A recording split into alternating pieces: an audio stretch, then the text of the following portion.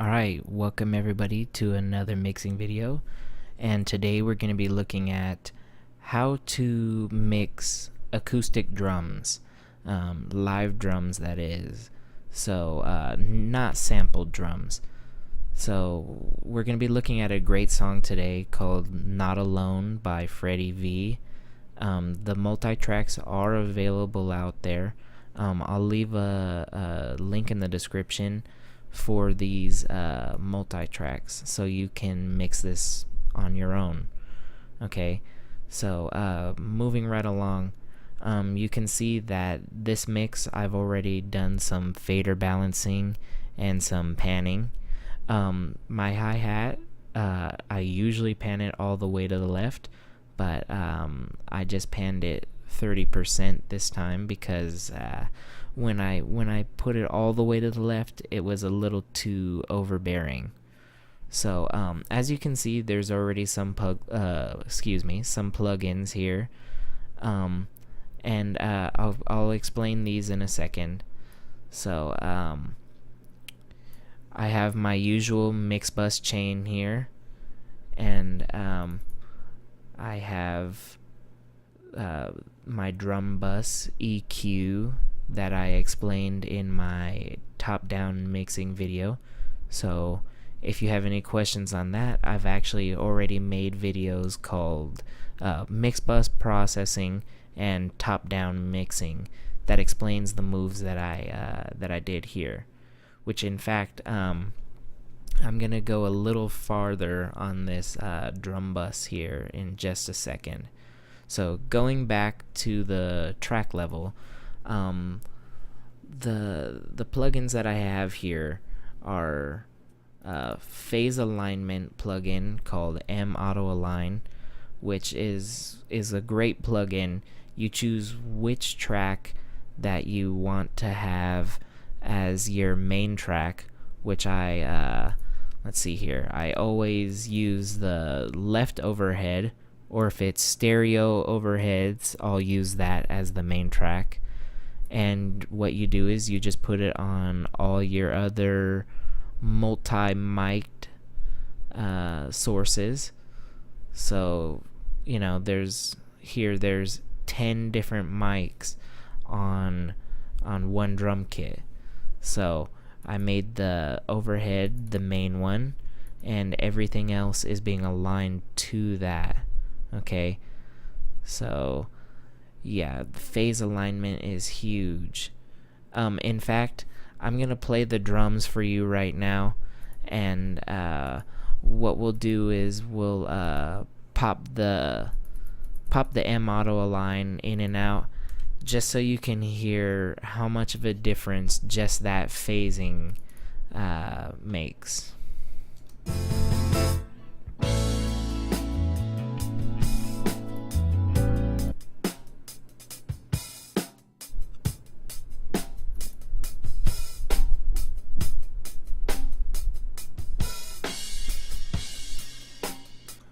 Listen to the snare. I mean, everything just gets so thin. Listen to the snare.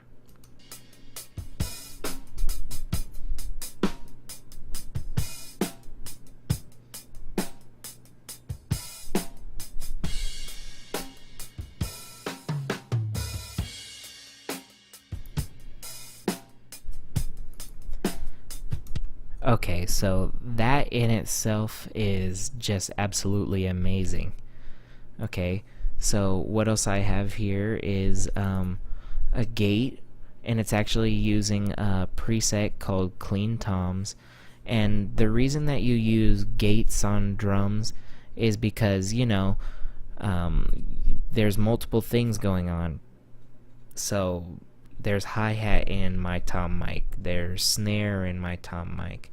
So what I'm gonna do is I'm gonna solo the toms and just let you hear what what the gate is doing. You don't hear anything, right? But you can see, let me move this here. You can see that there's audio going. Okay, so the snare opens it up a little bit sometimes, but the reason I use this is I want it to open up when there's a tom hit, like you just heard there. But when there's other things going on, I want it to either duck it out or completely take it out. Okay, and the reason for that is also for phase issues. And you know, if you stack the same sound over and over, it muddies things up, and it's just not good. Like, even if I like recorded like a guitar sound with the same exact guitar, and I like doubled it and doubled it and doubled it, as in like duplicating it in here, not like doubling it by re-recording, things would start to it wouldn't benefit. Okay, so that's that. You can also use that trick on kick and sometimes snare. It works okay. As usual, I have the tape machines going here. I don't have it dialed in to where it's hitting around 3, but you know, for the sake of time, I'm not gonna dial that in like that. Just know that I would hit the tape and the console a little harder than I'm gonna do in this video. Okay, so every track also has console emulation and a little bit of 350 taken out, and then the other tracks besides the kick have some high pass filter going on. Okay, so I figured that you wouldn't really need to see those things. They're pretty self-explanatory, and you know, in every single video, you guys have seen me use the tape machine and the VCC, so kind of just you know, it gets redundant after a while. You know what I'm doing there, as you know, assuming that you've seen my videos. If not, you can go ahead and check those out, and you'll see that I love those.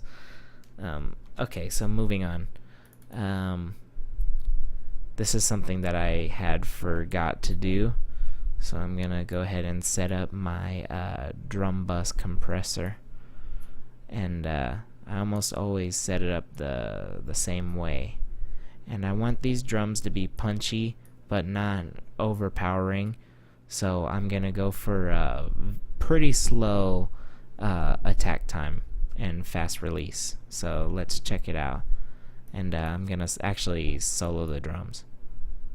Or you know what? I'm not gonna solo the drums.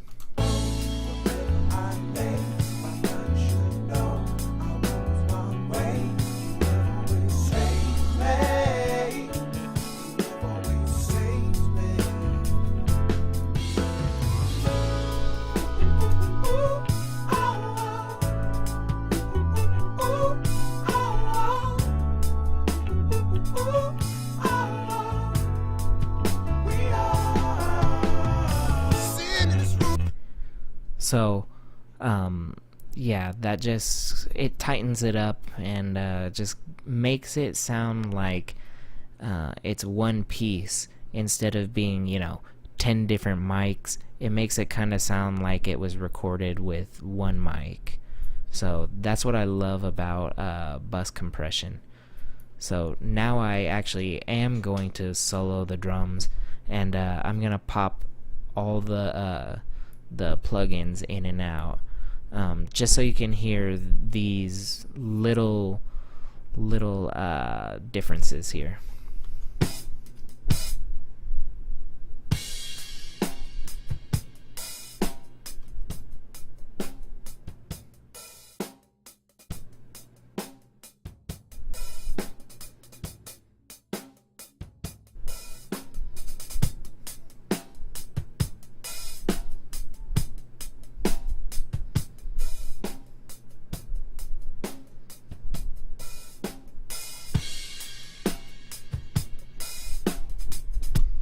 Okay, so I said little differences, but that's actually huge. That's a huge difference.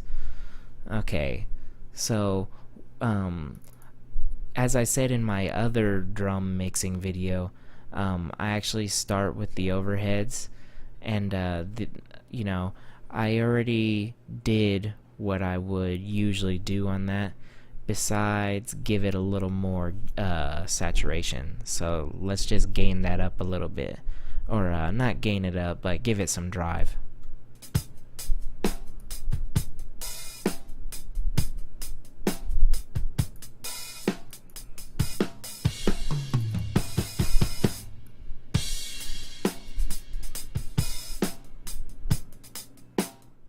Sounds good. Okay, moving on to kick.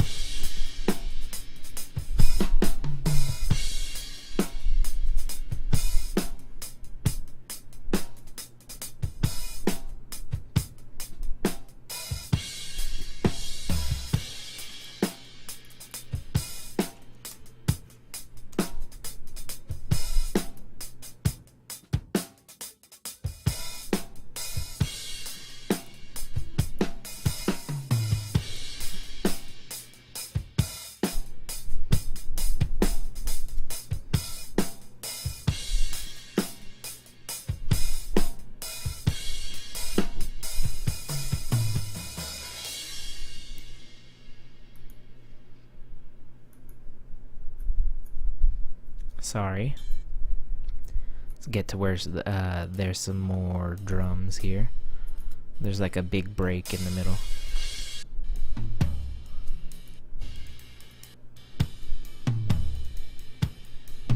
You know what? Go back to the beginning here. Here we go.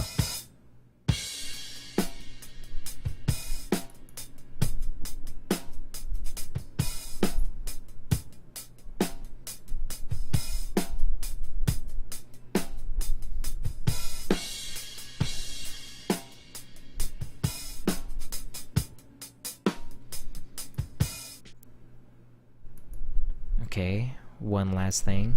Bear with me.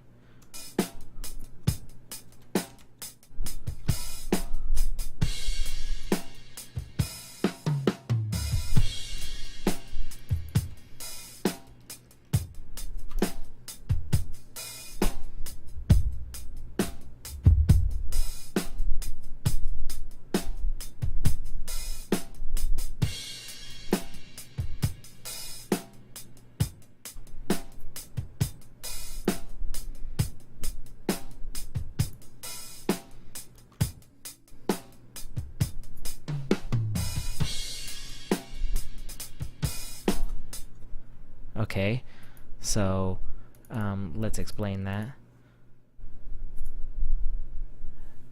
So once again, slow attack for some punch, fast release, ratio of 4:1, which is what I always use on drums.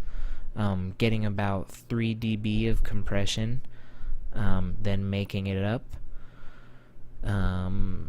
About a 2 dB boost at 60 hertz. That's a bell curve, not a shelf. So widen up the Q and boost it around 3K for some beater sound. High shelf at 10K just to get some air. And then trim just to gain it back to level match a little bit. And then some R bass to give it some low-end harmonics there. And the only other thing I would do is change the saturation here to low.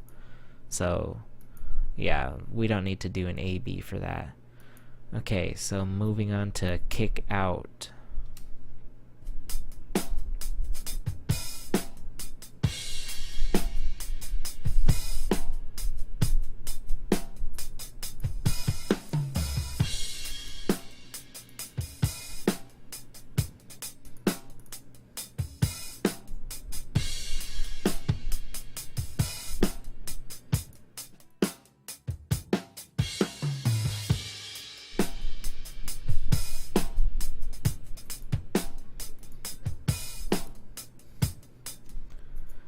Okay, so simple thing there, just drove it a little hard, actually pretty hard on the tape machine here. Gave it more drive on the console, and just accented those same things as with the kick in. Actually, you know what? I'm actually gonna high pass that at 20. Just to give the kick in a little more room down there.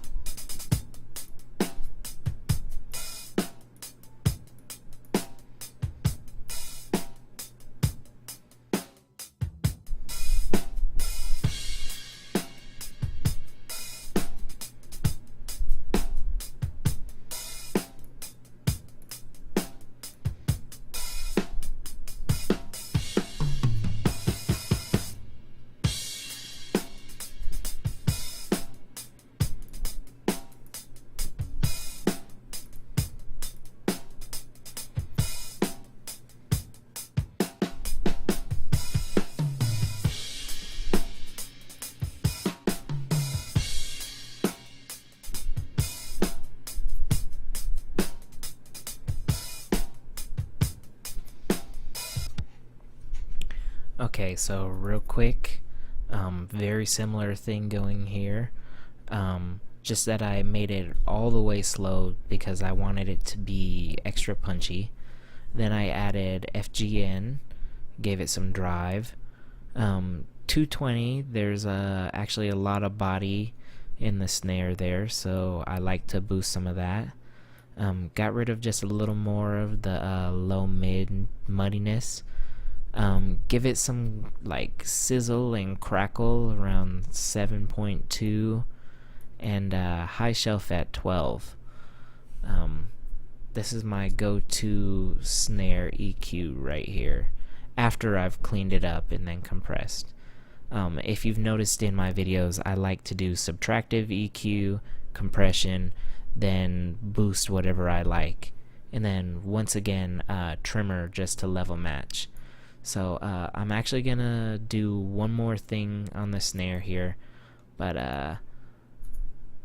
I'm gonna add some reverb here. So H reverb is a great one, and this is going to go to all effects. And on drums, I like to use plate reverbs. So there's actually a very nice preset here called warm plate, and gonna put analog on because some plates actually have tubes that drive it. So I'm not sure if that's what the analog is doing, but to me it kind of sounds like the kind of result that I would get if I put a tube plug-in before the reverb, which I do sometimes. So yeah, let's listen to that and tweak this plug-in a bit.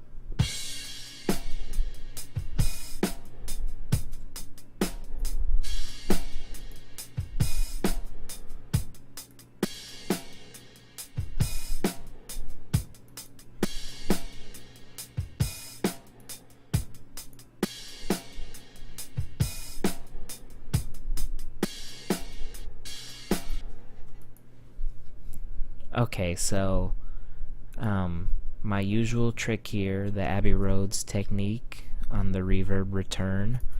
And I don't know. To me, it sounds like this needs some of this pre-delay here, and I like this long reverb tail, and yeah, I'm just really liking that reverb right there. So, sorry about the saving. I just noticed that I had a little bit of a peak here for some reason. There's something going on in the background. Anyhow, moving on. So that's my snare sound. Overheads are taken care of. Toms, I'm actually not going to do anything besides my high pass here at 40 and the low mid cut. So other than that, just, you know, my phase alignment, tape, and then the gates. The gate is really the trick to take away here for the toms. So all that leaves then is the drum. This is a mono room mic. So yeah, actually let's listen to that on its own.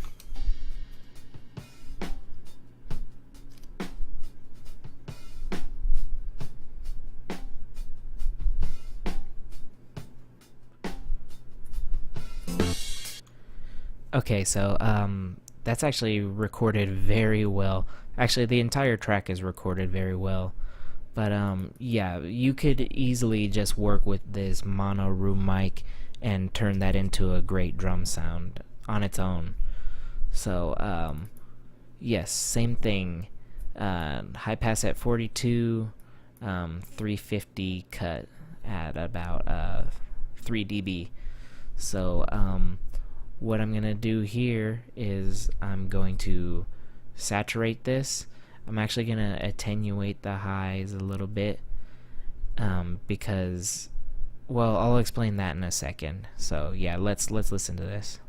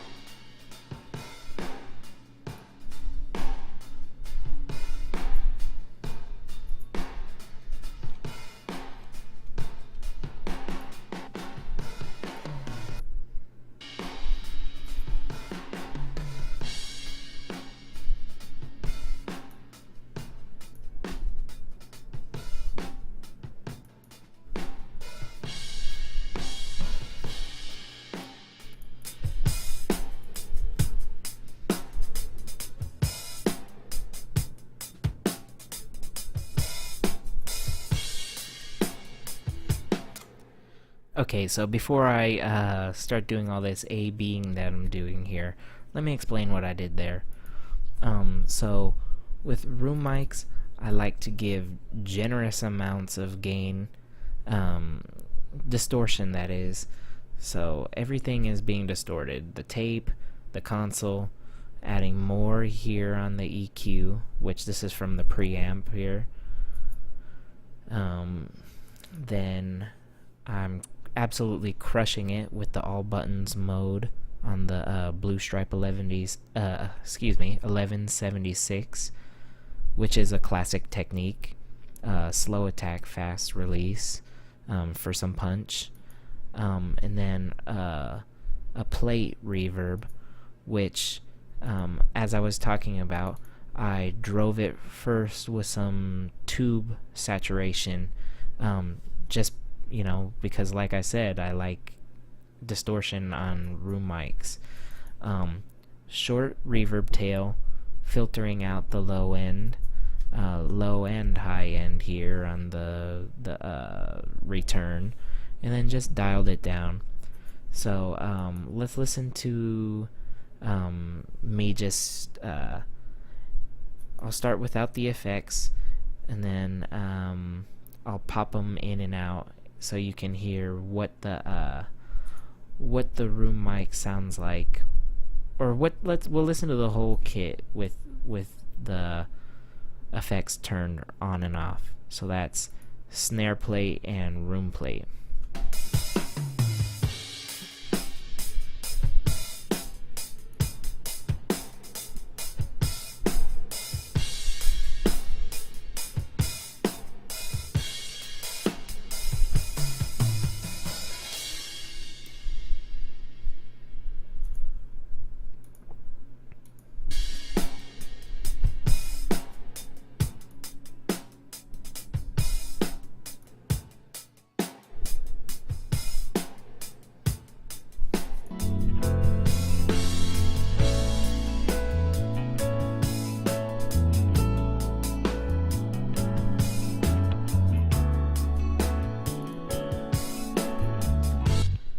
Okay, so to me, the effects definitely give it a sense of space, and these drums are coming to life. So one last time, real quick, we're going to listen to an A-B, and I'm just going to turn everything on and off, and you can tell me whether or not you think that these drums sound better, but I absolutely think that they do. So yeah, let's give that a listen.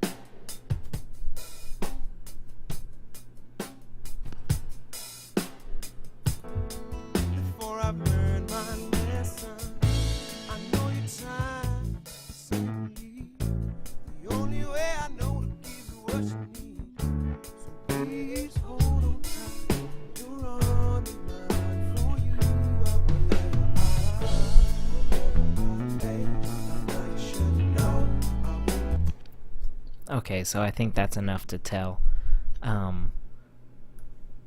Yes, so I think when it comes to drums, it's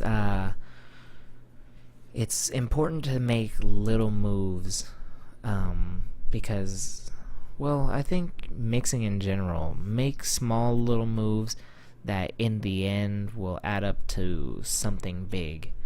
Okay, so it looks like there's a lot, but each one is doing very little, right? I mean, look at the toms. Look at how many plugins are here. 4 freaking plugins, but each one's doing a very small amount, right? Because, there's console emulation, tape emulation, to me, the most important is getting the phase right, which is why I love this plugin, because it makes things so easy. But it doesn't work all the time. Sometimes you have to do it manually, which is kind of a pain in the butt. But 9 times out of 10, this plugin does the trick. And this plugin is like only like $50. So yeah, if you have phase issues, check this plugin out. So that's all I have for today, and I hope that this was helpful. It's very similar to my VST instrument drum mixing video, but I do a few things differently, and certainly here you have to worry about phase issues. So I hope that this was helpful. I hope that you have been getting something from these videos, and if you like this, please give it a like. If you disliked it, go ahead and give it a dislike. That's fine. You're entitled to your opinion. If you really liked it, please subscribe. I try my absolute best with these. I know I tend to sometimes ramble a little bit, but I appreciate you sticking with it and watching this video through to the end, because sometimes things in mixing, it's like you keep repeating yourself, like, oh okay, high pass filter and cut some of the mids out. But when you hear these things over and over, that's when you start to be able to make these moves on your own and find out what works for you. And that's what this is really all about, is finding out what works for you.